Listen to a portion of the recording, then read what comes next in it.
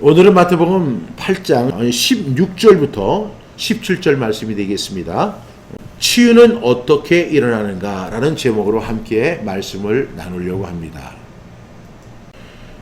마태복음 8장 16절부터 17절을 보게 되면 저물매 사람들이 귀신 들린 자를 많이 데리고 예수께 오거들 예수께서 말씀으로 귀신들을 쫓아내시고 병든 자들을 다 고치시니 이는 선지자 이사야를 통하여 하신 말씀에 우리의 연약한 것을 친히 담당하시고 병을 짊어지셨도다 함을 이루려 하심이로라 라는 말씀입니다.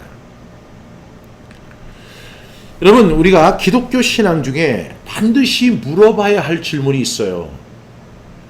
우리가 가장 우리와 밀접한 문제이기도 하고요. 누구나 이 질문 앞에 자유로울 사람은 없을 것 같습니다. 바로 기독교의 치유에 대한 질문입니다. 여러분은 오늘 제목과 같이 치유가 어떻게 일어난다고 생각을 하십니까?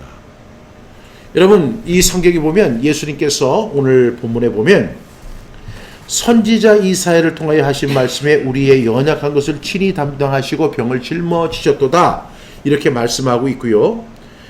그 저물매 사람들이 귀신 들린 자를 많이 데리고 예수님께 왔습니다. 예수께서 말씀으로 귀신들을 쫓아내시고 병든 자들을 다 고치셨다라고 말씀하고 있거든요. 그런데 이 성경에 보면 많은 치유의 사건들이 있는데요. 그 치유가 어떻게 일어난다고 생각하십니까? 우리 기독교가 주장하는, 우리 교회가 주장하는 치유는 어떤 과정을 통해서 일어나게 되고 어떻게 해야만 치유의 역사가 일어날 수 있는지를 여러분 생각해 보셨습니까? 지금까지 많은 사람들이 생각한 말은요, 이 치유라고 한다면 치유의 능력을 가진 목사나 아니면 부흥사가 그 일방적으로 치유해 주는 것을 많이 생각했습니다. 그래서 목회자들 중에도 이런 이야기를 종종 하죠. 나는 치유의 은사가 없어. 또 어떤 분은 하나님께서 나에게 특별히 치유의 은사를 주셨어. 그리고 국민일보 이 광고를 안에 보게 되면 치유의 능력, 치유의 종, 치유의 이렇게 하면서 치유의 능력을 가진 목회자다. 이렇게 자기를 소개하는 사람들이 있습니다. 이 치유라는 것이 이렇게 어떤 특정한 사람들에게만 집중되는 것이라고 생각하는 경향이 있다는 거죠. 다시 말하면 치유의 종이다, 치유의 역사다, 치유의 특별한 은사가 있는 사람들. 그래서 그런 사람들이 집회를 하면 사람들이 모이게 되고 특별히 질병 때문에 고통을 받는 사람들이 그들에게 가서 치유를 받을까 해서 기대하며 나아가는 모습들을 볼 수가 있습니다. 그런데 우리가 여기서 꼭 잊지 말고 생각해야 할 부분이 뭐냐면 이런 치유의 능력이 어떤 목사나 부흥사에게 국한되어 있다고 하는 그런 생각을 우리가 가지고 있다는 것이죠. 그런데 그러한 인식은 성경적으로 볼 때 잘못된 인식입니다. 이러한 인식을 가진 이유가 있는데요. 그 이유는 바로 고린도전서 12장에 나타나는 은사 중에 병 고치는 은사가 있다라고 이렇게 설명하기 때문에 많은 사람들이 그렇게 오해를 합니다. 고린도전서 12장 9절에 보면 다른 사람에게는 같은 성령으로 믿음을, 어떤 사람에게는 한 성령으로 병 고치는 은사를 이렇게 이야기합니다. 그리고 고린도전서 12장 28절에 보면 하나님이 교회 중에 몇을 세우셨으니 첫째는 사도요, 둘째는 선지자요, 셋째는 교사요, 그 다음은 능력을 행하는 자요, 그 다음은 병 고치는 은사와 서로 돕는 것과 다스리는 것과 각종 방언을 말하는 것이다. 하나님께서 교회 중에 몇 사람을 세우셨는데 첫째는 사도고 둘째는 선지자고 셋째는 교사예요. 그 다음에는 능력을 행하는 사람이에요. 그리고 다섯 번째로 그 다음은 병 고치는 은사가 있는 사람이 있다. 이렇게 이야기를 하거든요. 그러니까 우리가 이런 말씀을 읽을 때마다 이 병 고치는 은사, 치유의 은사는 어떤 특정인들에게만 주어지는 것이다 라고 생각하는 경향이 있습니다. 또 고린도전서 12장 30절에 보니까 다 병 고치는 은사를 가진 자이겠느냐, 다 방언을 말하는 자이겠느냐, 다 통역하는 자이겠느냐, 이런 말씀이 나와요. 다 병 고치는 은사를 가진 사람이겠느냐. 그러니까 여기에서 말하는 것은 어떤 사람에게 병 고치는 은사가 있고, 어떤 사람은 방언을 말하는 사람이 있고, 어떤 사람은 통역하는 사람이 있다는 거예요. 각종 각색의 은사가 있다는 사실을 지금 고린도전서 12장은 설명하고 있습니다. 그래서 우리가 이 말씀을 읽다 보면, 아, 그렇구나. 이 치유의 은사는 어떤 특정한 사람, 어떤 은사를 가진 사람만이 가질 수 있는 것이구나 라고 생각하는 경향이 있다는 것입니다. 물론 병 고치는 은사가 은사 중에 하나라는 사실은 분명한 것입니다.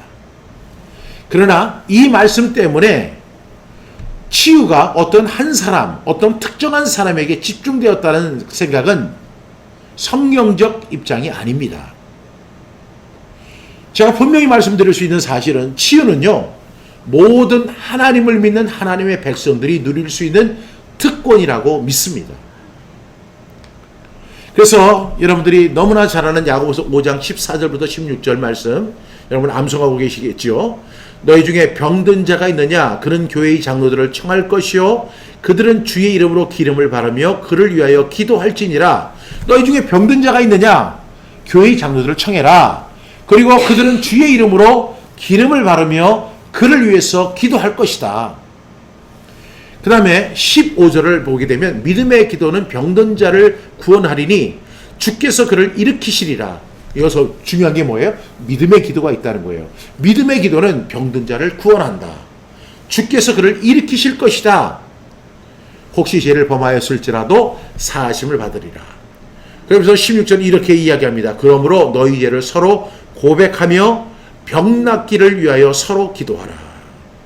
그러니까 이 말씀을 통해서 우리가 분명한 사실은 고린도전서 12장에 있는 은사도 중요하지만, 우리가 어떤 사람이 질병에 걸렸을 때 장로들을 청해서 기도하고 주의 이름으로 기름을 바르며 기도하고, 그 다음에 믿음의 기도를 통해서 병든 자를 치유한다는 확신을 가져야 되고, 우리는 어떤 사람이 병이 났을 때 그 사람을 위해서 중보하면서 그 사람의 병 낫기를 위해서 기도하는 그런 것이 있어야 돼요. 그러면서 이 야고보 사도는 이렇게 이야기합니다. 의인의 간구는 역사하는 힘이 많다는 것입니다.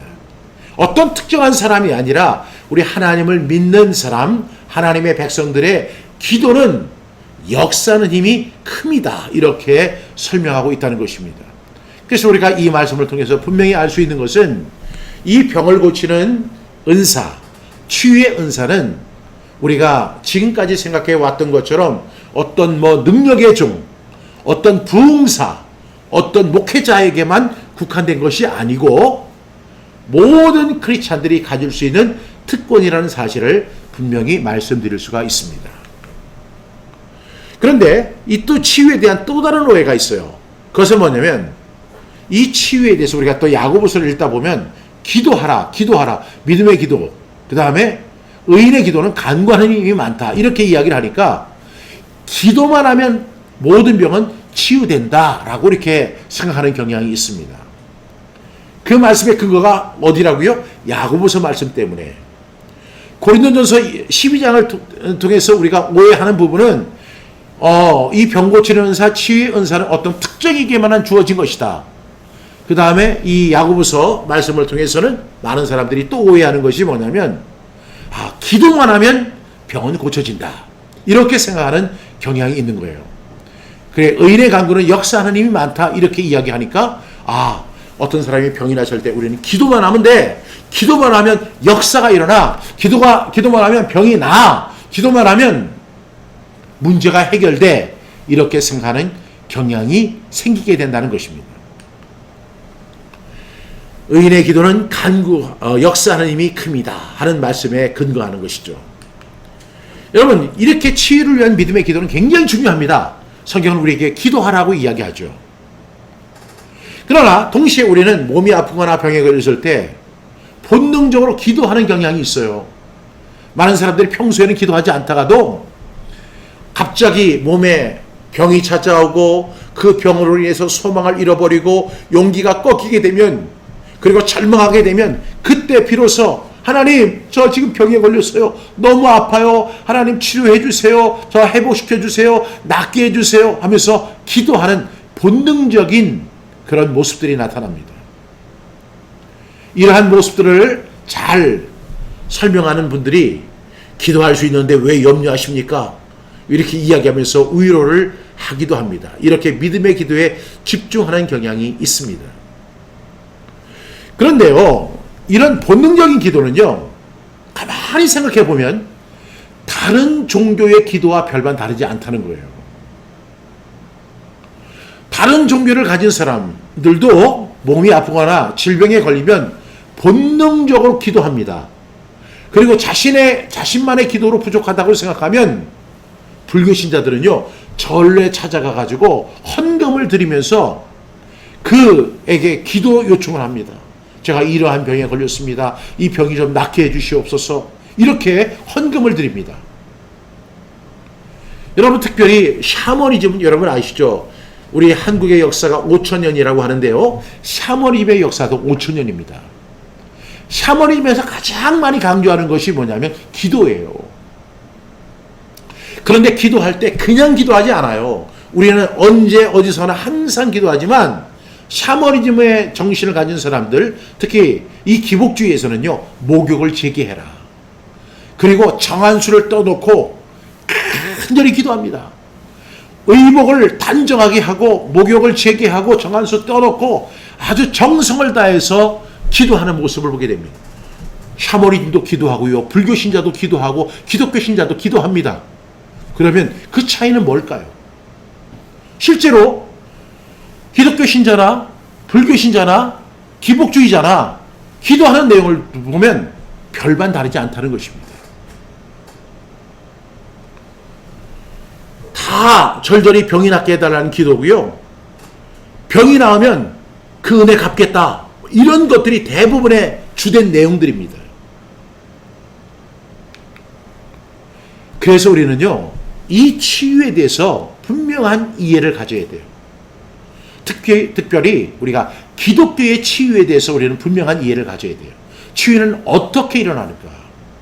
성경적 치유는 어떤 것인가? 여기에 대해서 우리가 성경을 통해서 분명히 이해하고 받아들여야 한다는 것입니다. 뭐 불교 신자처럼 기복주의 샤머니즘처럼 똑같이 기도하는 것으로 그쳐서는 안 될 것입니다. 오늘 말씀 가운데 보면요, 주님께서 지금 말씀으로 귀신들을 쫓아내시고 병든 자들을 다 고치셨다라고 이야기합니다.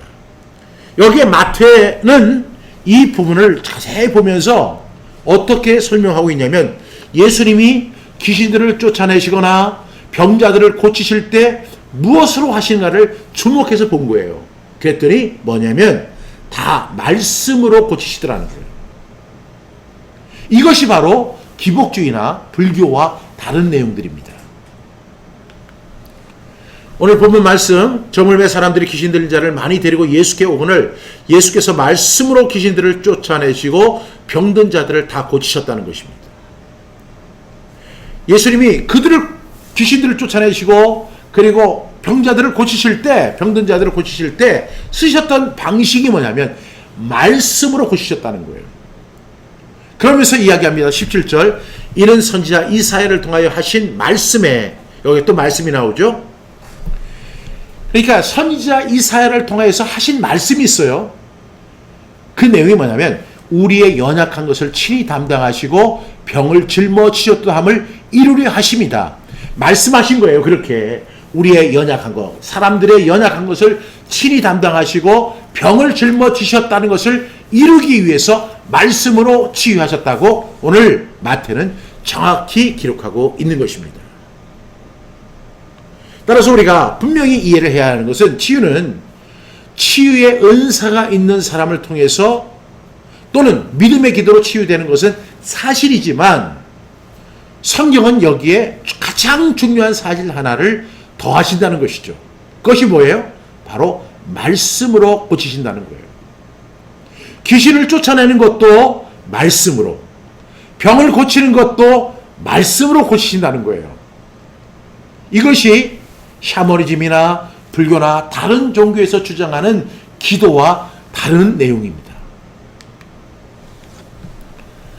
기독교는요, 다른 종교와는 다르게 말씀을 통해서 천지를 창조하셨습니다. 하나님께서 빛이 있으라 하심에 빛이 있었다라고 이야기합니다.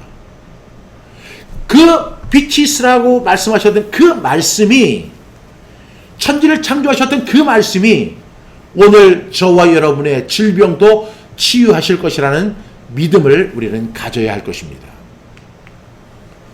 이것이 바로 하나님의 법칙입니다. 그런데 또 여기에도 우리 함정이 하나 있는데, 말씀으로 고치십니다 이렇게 피상적으로 이해해서는 안 돼요. 하나님의 그 치유의 법칙, 하나님의 법칙은 뭐냐면 구약에서도 그렇고 신약에서도 항상 하나님이 사용하시는 방법은 바로 말씀으로 고치신다는 거예요. 구약의 시편 107편을 보게 되면 17절부터 20절 말씀입니다. 17절에 미련한 자들은 그들의 죄악의 길을 따르고 그들의 악을 범하기 때문에 고난을 받아. 이제 이스라엘 백성들이요, 하나님의 명령을 어기고 불순종의 결과로 바벨론의 포로가 되어 갑니다. 그래서 이 바벨론 포로가 돼서 돌아온 이후에요, 하나님이 자신들에게 하신 일을 기록한 것이 시편 106편과 시편 107편입니다. 그래서 자기들의 모습을 회상하는 거예요. 미련한 자들은 그들의 죄악의 길을 따르고 그들의 악을 범하기 때문에 고난을 받았다. 지금 바벨론의 포로가 되었던 것을 회상하면서 이야기하는 겁니다. 18절, 그들은 그들의 모든 음식물을 싫어하게 되어 사망의 문에 이르렀도다. 너무 고난이 크다 보니까요, 음식물을 거부하게 돼요. 식음을 전폐하게 됐죠. 그래서 결국에는 몸이 기진하게 되고 사망의 문에 이르게 되는 거예요. 18절에 보니까 이에 그들이 그들의 고통 때문에 여호와께 부르짖음에 그가 그들의 고통에서 그들을 구원하시되. 그러니까 이 사람들이 이제 사망의 문에 죽을 때가 다 될 정도로 기진맥진한 거예요. 너무 고통 속에 있는 거예요. 그러니까 그들의 고통 때문에 하나님께 부르짖습니다. 하나님께 부르짖음에 하나님께서 그들의 고통에서 그들의 기도를 응답하십니다. 그들을 응답하시고 그들을 구원하십니다. 어떻게 하십니까? 20절에 보니까 그가 그의 말씀을 보내어 그들을 고치시고 위험한 지경에서 건지시는도다. 하나님의 치유 방식이 뭐냐면 그들이 고통 가운데 하나님 앞에 간절히 기도합니다. 하나님께서 그들을 구원해 주십니다. 그들의 기도를 응답해 주십니다. 그러면서 하시는 방법이 그가 그의 말씀을 보내어 그들을 고치시고 위험한 지경에서 건지시는 도다. 이것이 바로 하나님의 법칙인 것입니다. 하나님의 치유 방식은 뭐예요? 말씀입니다. 언제나 말씀을 통해서 역사하세요. 구약에서도 그렇고 신약에서도 그렇습니다. 여러분, 하나님께서 직접 우리가 기도하고 고통 가운데 있어요. 하나님 앞에 기도합니다. 하나님, 저 이런 병에 걸렸습니다. 저 이런 고통 중에 있습니다. 하나님, 제발 좀 도와주세요. 하나님, 제 기도를 들어주세요. 이렇게 우리가 기도한다면 하나님께서 구름을 타고 오셔가지고 우리 앞에서 목전에서 능력을 행하시고 우리의 병을 고쳐주시는 것이 아니라는 것입니다. 하나님께서 말씀을 보내요. 그 말씀을 붙들고 기도할 때 역사하시고 치유해 주신다는 그 사실을 본문은 이야기하고 있는 것입니다. 여기서 그가 그의 말씀을 보내요. 이렇게 이야기하시죠. 이렇게 말씀을 의인화시킨 것은요, 말씀 자체가 인격이라는 사실을 의미하는 것이죠. 여러분이 너무나 잘 아는 요한복음 1장 1절부터 4절에 보면 태초에 말씀이 계시니라. 이 말씀이 하나님과 함께 계셨으니 이 말씀은 곧 하나님이시니라. 그가 태초에 하나님과 함께 계셨고 만물이 그로 말미암아 지은 바 되었으되 지은 것이 하나도 그가 없이는 된 것이 없느니라. 태초에 말씀이 계셨고 이 말씀이 하나님과 함께 계셨고 이 말씀이 곧 하나님이십니다. 그 말씀이 하나님과 함께 계셨고 만물이 말씀으로 지은 바 되었다는 거예요. 지은 것이 하나도 말씀이 아니고는 된 것이 없다는 것입니다.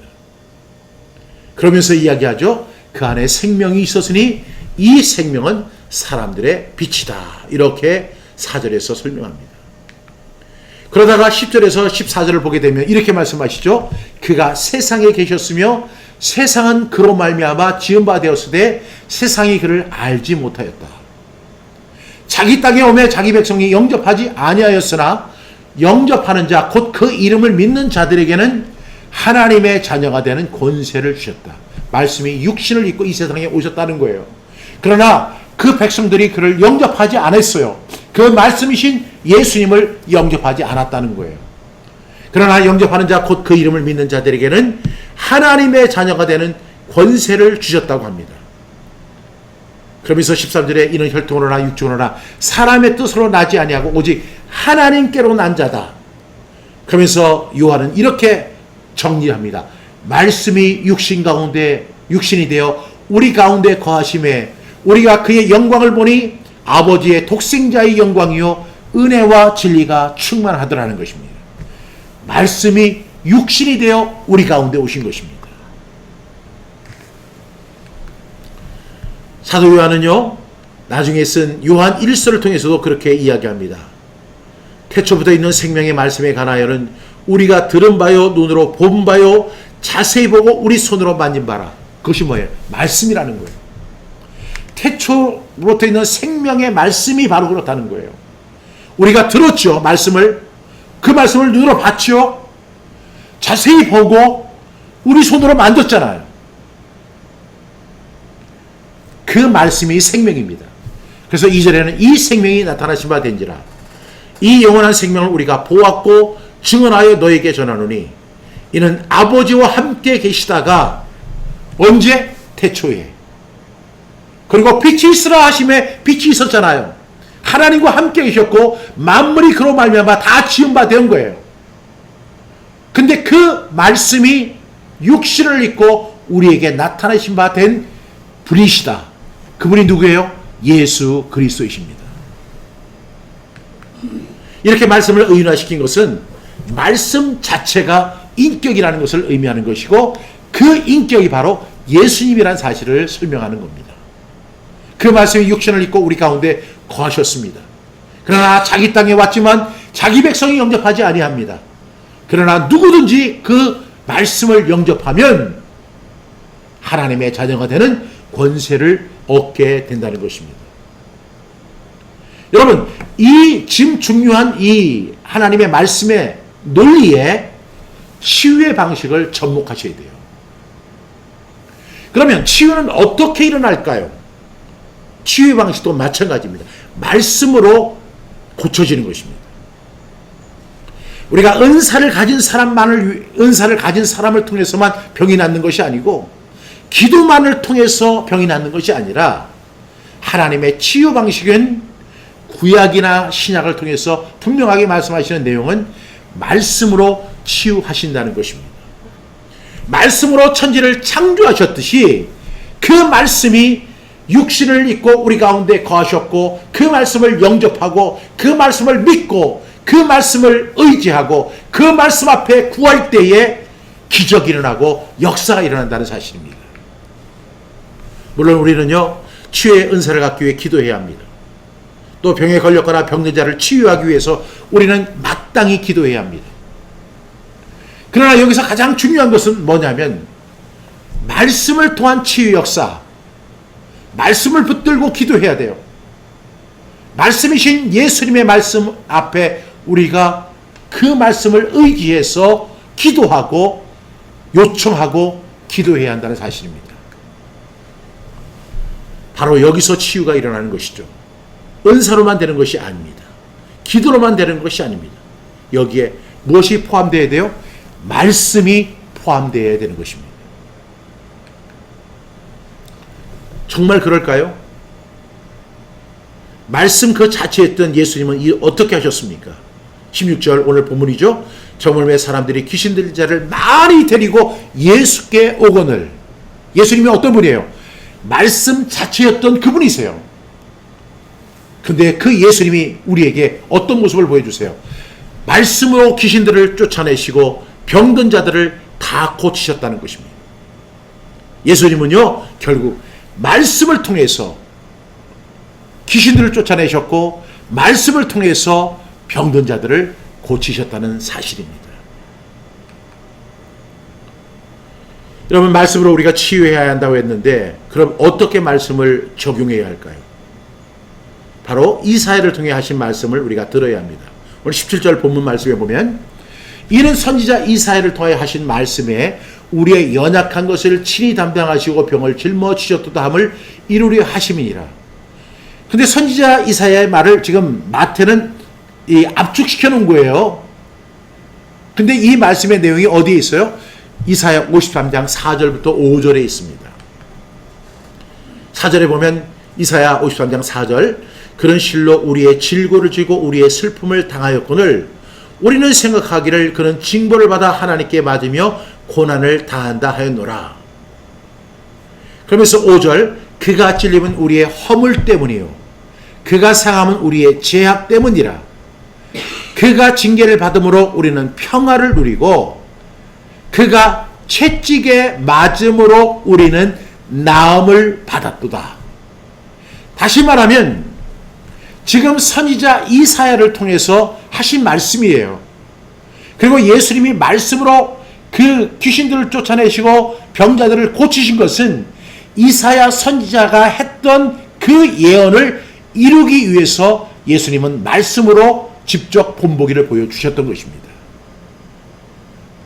이것은 다 말씀으로 치유한다는 사실을, 또 선지자 이사야의 그 말씀이 반드시 이루어진다는 사실을 예수님께서 입증해 주신 것입니다. 이사야는 하나님의 약속을 받았죠. 메시아 그분이 오시면 말씀이신 그분이 우리의 연약한 것을 친히 담당하시고 병을 짊어지실 것이다. 그 말을 이루실 것이라고 하는 그 약속을 받았습니다. 따라서 저와 여러분들이 진정으로 치유를 얻기 위해서는요, 이 말씀을 믿는 것부터 시작되는 것입니다. 이것이 바로 치유의 근본인 것입니다.